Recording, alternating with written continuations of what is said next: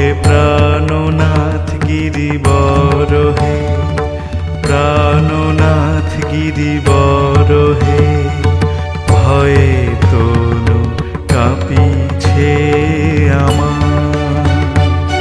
কি শুনি দারুণ কথা দিবসে আধার, কি শুনি দারুণ কথা দিবসে আধার। ওহে প্রাণনাথ গিরিবর হে, প্রাণনাথ গিরিবর হে, ভয়ে তনু কাঁপিছে আমার, ভয়ে তনু কাঁপিছে আমার, ছোট মা তনু কাঁপিছে আমার।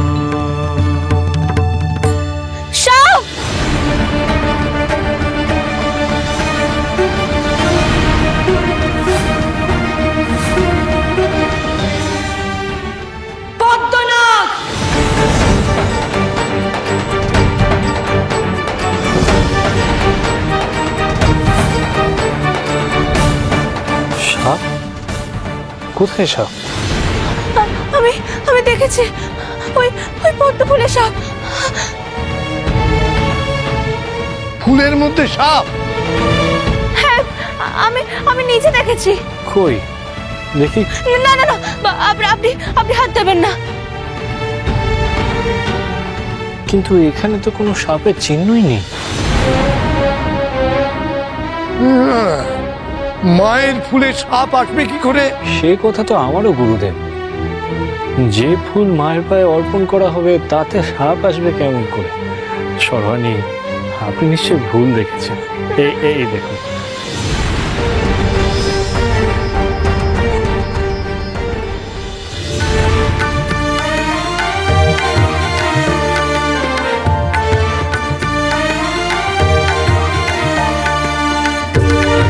কি হলো এটা? সেটা তো আমিও বুঝতে পারছি না। আমরা সবাই দেখলাম সাপটা ফনা তুলে আছে, অথচ রামপ্রসাদ ফুলে হাত দিতেই সব হাওয়া। সত্যি অদ্ভুত কাণ্ড। আজ আবার পরিশ্রমটা বিফলে গেল। শ্রীমন্ত গোসাই, কিছুই করতে পারলাম না। এক মাঘে শীত যায় না, আজ সুযোগ আসবে। তারপর দেখো আমি কি করি। জয় মা দুর্গা জয়।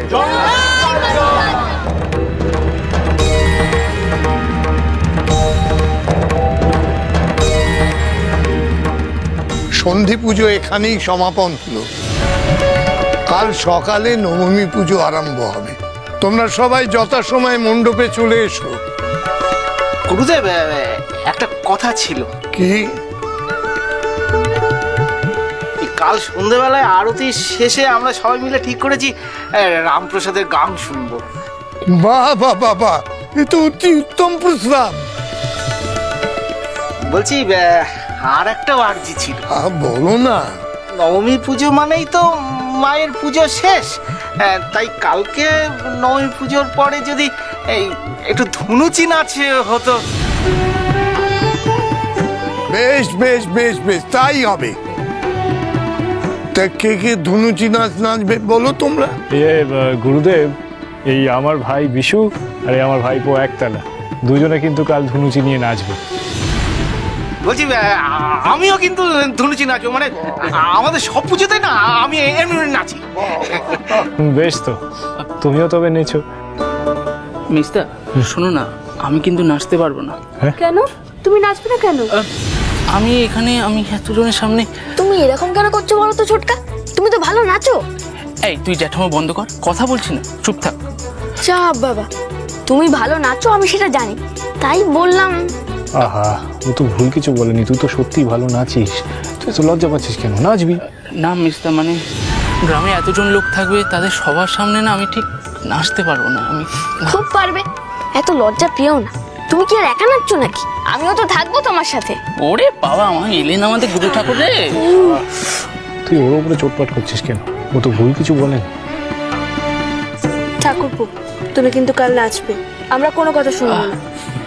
হ্যাঁ তা কিন্তু ঠিক, এই কাল কিন্তু তোমায় ছাড়া যাবে না। হ্যাঁ, কাল বিশ্বনাথের ধুনকি নাচের পর আমরা ওই সবাই মিলে রামপ্রসাদের গান শুনবো।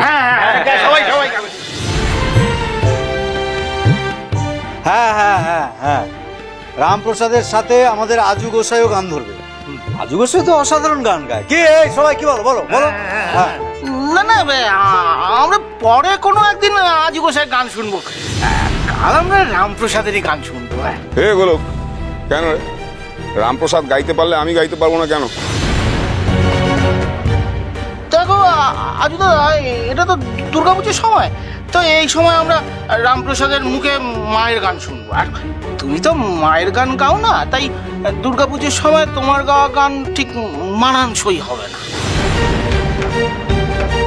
এই তুই কি বললি রে? তোর এত বড় সাহস! এতদিন ধরে আমারই খেলি, আমারই পড়লি, আর তুই আমাকেই কথা শোনাচ্ছিস?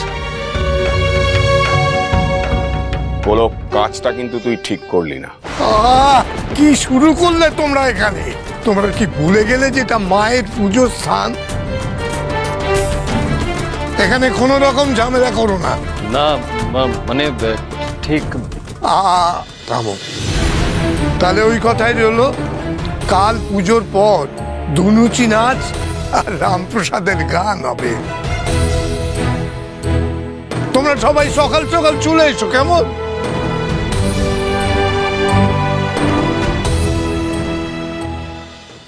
রামপ্রসাদের কিচ্ছু হলো না, উল্টে আমাকে এতখানি অপমান সহ্য করতে হলো। না, আমি বুঝতে পারছি না রামপ্রসাদ বেঁচে গেল কি করে, বেঁচে গেল কি করে? জল জ্যান্ত একটা সাপ উদা হয়ে গেল। সাপ? হ্যাঁ, আর এত অল্প ভোগ দিয়ে এত মানুষকে খাইয়ে দিল। পুরো ব্যাপারটা আমার কাছে রহস্যময় লাগছে। এই রামপ্রসাদ টুকটাক জানে, এতে কোনো সন্দেহ নেই। হ্যাঁ হ্যাঁ, সে কথা 100% সত্যি। আমি তোর বাড়িতে এরকম নানান অদ্ভুত সমস্ত কাণ্ড দেখেছি আর কি। ওরে বাবা, আমি নিজে তার সাক্ষী। একবার দেখি বাতাসে থালা, বাসন, বাটি, ঘটি এসব উঠছে। আরেকবার দেখলাম এক মা তার মেয়েদের নিয়ে এসেছে, তাদের কখনো দেখতে পাচ্ছি, আবার কখনো দেখতে পাচ্ছি না, দেখতে পাচ্ছি আবার কখনো দেখতে পাচ্ছি। এই সমস্ত আজগুবি কাণ্ড। না, ওই রামপ্রসাদকে আর তার পরিবারকে এই গাঁ থেকে তাড়াতেই হবে। ওরাই টুকটাক করে গ্রামের মানুষের কি ক্ষতি করে দেবে কে জানে। আমি কিন্তু বলে দিলাম এটা হতে পারে। এতদিন ওরা নিজেদের বাড়িতে এইসব করতো, এরপর সারা গাঁয়ে করবে। এই আমার পিঠে কি বলতো? শয়তান শ্রীমন্ত, তুই আমার সন্তানকে সর্পদংশনে মারতে চেয়েছিলি। মৃত্যুর ভয় কি ভয়ঙ্কর হতে পারে, তুই এবার টের পাবি। পিঠটা কেমন সুসুর করছে, ঠান্ডা ঠান্ডা লাগছে।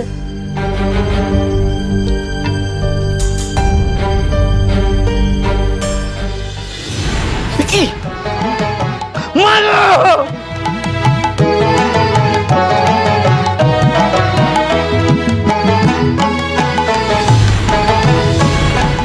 আমার কাঁধে পদ্ম না গেল কি করে? আজু বাঁচাও, বাঁচাও!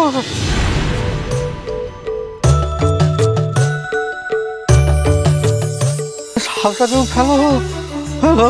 না না না না না, আমি হাত দিয়ে ধরবো কি করে? আরে ও তো বিষধ সাপ, সে সময় প্রাণটাই চলে যাবে। হয় নাকি? না না, আমার ক্ষমা করো, আমার ক্ষমা করো।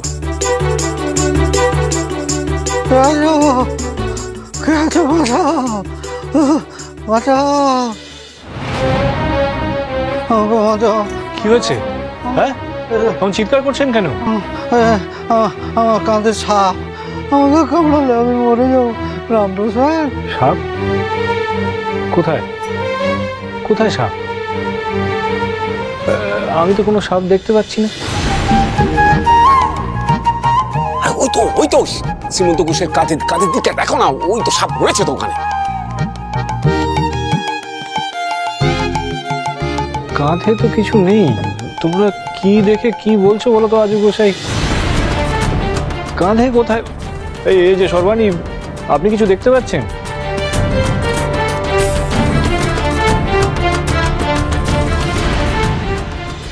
আমি অন্যায় করেছিলাম রামপ্রসাদ। ওই মা দুর্গার পদ্মফুলের মধ্যে এই সাপ ঢুকিয়ে আমি তোমাকে মারতে চেয়েছিলাম।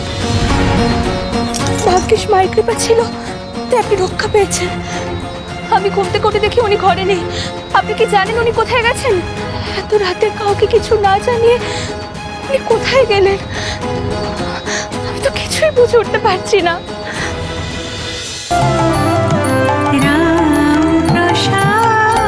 চলো চলো চলো চলো চলো পাল্টাই।